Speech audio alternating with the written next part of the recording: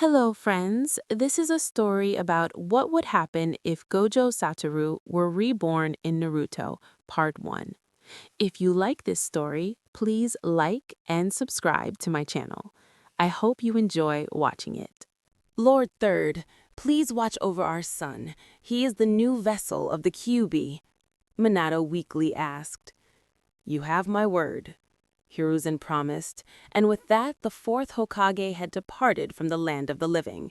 Hiruzen then made his way to the child, followed by his Anbu.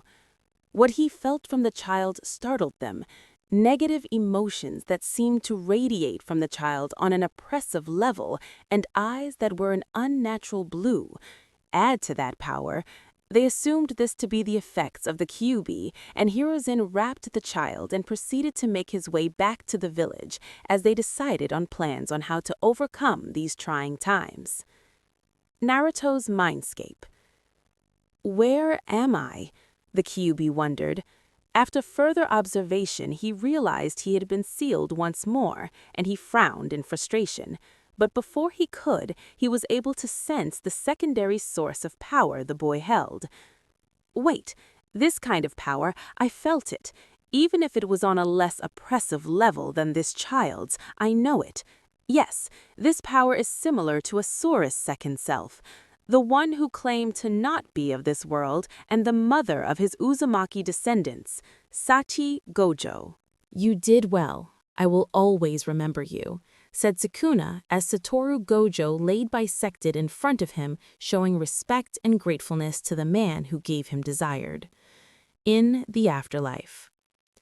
Long time no see, said Geto, Gojo's former best friend, as he walked to the confused form of Satoru Gojo with a smile on his face, happy to see his friend once in the afterlife. Gojo looked startled for a moment, and then he observed the form of Geto, whose appearance was in the form of when they were teenagers. Man, this sucks, as it dawned on him that he was defeated, and his soul was beginning its journey to the afterlife if he was seeing Geto of all people. After further analysis, he recognized many of his former comrades were present, and a begrudging smile crawled its way out. Gojo reminisced with the souls of the ones he called dear. He thought of everything, his experiences, his battles, but what he thought of most were his students. He had contemplated using all the reversed cursed energy at his disposal to attempt to revive himself, to further assist his students. However, he chose not to, as Gojo was a man with no regrets. He believed in entrusting the next generation to finish the job that they failed. Gojo gave one last smile to all his loved ones as their souls began their own journey to the afterlife. And as Gojo remained the last one remaining, Gojo felt a tug pull him into a light, and as he got closer, he embraced its warmth, and then everything went black. Unknown location, outside Konoha. Screams filled the room, coupled with the pain groans of women with crimson red hair and emerald eyes, lie in labor giving birth to her child. This woman was Kushina, Uzumaki Kushina, the Red Death of Konoha. Beside her, providing support and holding the seal in place that kept the Kyuubi at bay, was a man with spiky golden blonde hair and blue eyes, Minato Namikaze, the fourth Hokage, also known as Konoha's Yellow Flash. Minato, I promise I will kill you for doing this to me, shouted Kushina as she laid in pain. Minato flinched at the threat, knowing all too well the wrath of his wife. Even the Kyuubi didn't test her patience. You're almost there, dear, just a bit longer, said Biwako, the wife of the third Hokage, Hiruzen Sarutobi. After a few more labored pushes, a new scream entered the room, and that scream belonged to a baby with pale blonde hair and sky-blue eyes. And these eyes held a chilling aura that all in the room felt their breaths catch in their throat. Even the Kyuubi halted its struggle inside as it sensed something, a power that is hauntingly similar to his own. So there is another who can draw power from hatred. His hair is pale blonde due to mix of his own hair color now and when he was in the afterlife. After everyone regained their composure, Biwako congratulated Minato and Kushina and prepared to clean the child and wrap it in a blanket. While that was being done, Minato went to comfort his wife, and as they celebrated becoming parents to the baby boy, whom they named Naruto. Kushina, I cannot begin to tell you how grateful I am to you for giving me the greatest gift a man can be given, said Minato as tears filled his eyes. Kushina, with tear-filled eyes of her own, kissed her husband, feeling unbridled elation. As they left each other's embrace, Minato began to head towards the seal to once again tighten it, preventing the Kyuubi from escaping. And as he said that, a gasp echoed in the room. "Step away from the Jinchuriki, Yellow Flash," said a man with long jet-black hair, a linked chain with braces on both arms, and a yellow mask with one hole on the left side. And behind that hole illuminated an eye feared by all, the Sharingan. Minato and Kushina turned startled by the arrival of the mysterious stranger, and what they saw put their minds in utter panic. The man was holding Naruto with a kunai at his throat, with Biwako and the nurse laying dead at his feet. Minato, quickly regaining his composure, spoke. "Before you do anything you will regret, let's talk. What do you want? And please do not harm our child." Who is this man, and how did he even know of this location? My mind moving as fast as my signature jutsu, the only way to protect my family while also analyzing the man to apprehend him or kill if necessary. "What I want is the beast within your wife. Now hand her over before I end your child's life, before he can truly experience it," said the masked man. "Naruto!" screamed Kushina, horrified by the events unfolding. While this was happening, the child, in distress over the chaotic situation unfolding, somewhat shocked the masked man. There was pressure around the child. It felt as if gravity was tightening around his arm slightly. This child couldn't possibly use their chakra yet. What was that feeling? Thought the masked man. As he was in thought, the child's eyes opened, and what he saw gave him an awe-inspiring feeling one would have if they gazed into the Rinnegan. So, if this child lives through this situation, he will be one to watch. I can feel it. The masked man soon pushed his inner monologue aside and returned his attention to the task at hand. "Now, Yellow Flash, show me how fast you truly are." And then the masked man threw the child in the air with explosive tags attached to the blanket. Minato quickly flashed over to the child, removed the blanket, and Harashini'd out with Naruto to their safe house in the outskirts of the village. Minato quickly laid Naruto in a crib and put on his war attire. "I'm sorry, Naruto. This is not how you should have been brought into this world, but now I need to save your mother," Minato said as he flashed away in a yellow flash. Konoha. It was a peaceful night in the village. However, all shinobi had some nervousness to them, as if they felt something bad was going to happen.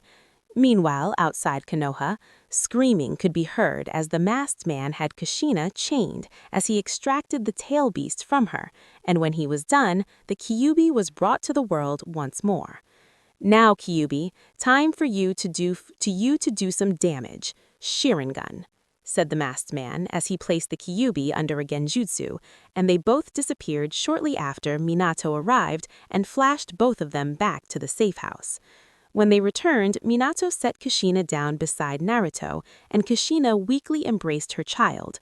Minato looked sadly upon the depressing sight, as the loss would soon kill her, as no Jinchuriki can survive them being extracted. "I will return. Please, hold on. I have a village to save," as once more he left in a yellow flash. Konoha. "Now, Kyuubi, burn this village to the ground," summoning jutsu. And with that, the Kyuubi was summoned in the middle of the village, and all hell broke loose. "Lord Third, the Kyuubi is free and causing mass casualties of civilian and shinobi alike," a distressed shinobi said to an old man equipping himself in war attire. This man was Hiruzen Sarutobi, a man that radiated wisdom and power, and was awarded the title the second god of shinobi by comrades and foe alike for his mastery of all 5 elements. "I am aware. Gather all Chunin and above and inform them to rendezvous at the Kyuubi's location. We need to drive it out of the village before it kills more civilians," said Hiruzen, commanded. How did the Kyuubi break free? "Minato, where are you?" thought the aged Hokage, concern evident for both his successor and both their wives. Konoha. A battle was ongoing, and said battle was between Minato and the masked man, who claimed himself to be Madara. Going by the legends, Minato couldn't refute the claim if he were to go off of the power and Sharingan the man possessed. The battle continued until Minato, using his tactical mind that made him the world-renowned general, executed a perfectly timed Hirashinai to teleport just above the man before he could use his intangibility ability, slammed a Rasengan into the man's back, losing his control over the Kyuubi, forcing him to retreat. Back in Konoha. The loss in life caused by the Kyuubi was insurmountable, and while the third Hokage, using his adamantite staff, was able to drive the Kyuubi back to the village gates, the Sharingan present in the Kyuubi's eyes disappeared, showing it was released from whatever genjutsu it was under was no longer in effect. The Kyuubi, realizing its standards, attempted to escape, and noticing it was being chased, released a tail beast bomb, hoping to not only eradicate his pursuers, but the village that held him captive. Before the tail beast bomb struck, the fourth Hokage arrived and used his Hirashinai jutsu to transport the attack to a safe location. Shortly after, Minato summoned a Gamabunta, a toad slightly smaller than the Kyuubi, to fall on the beast to immobilize it long enough to transport the demonic fox and himself to a location some distance away. Konoha. I'm sorry, Kushina. I do not wish to do this to our child, but it is the only way to protect the village and maintain stability. If the other villages were to believe we lost the Kyuubi, another great shinobi war would begin, as other nations would capitalize on the power vacuum. The best I can do to help our son manage this immensity is sealing half of the Kyuubi into myself, bringing it with me to the Shinigami's realm, and the other half in him, which will allow his chakra coils to have an easier time managing the Kyuubi's chakra. Minato explained. I know. I just wish there was another way. How could we condemn our own child to that kind of life?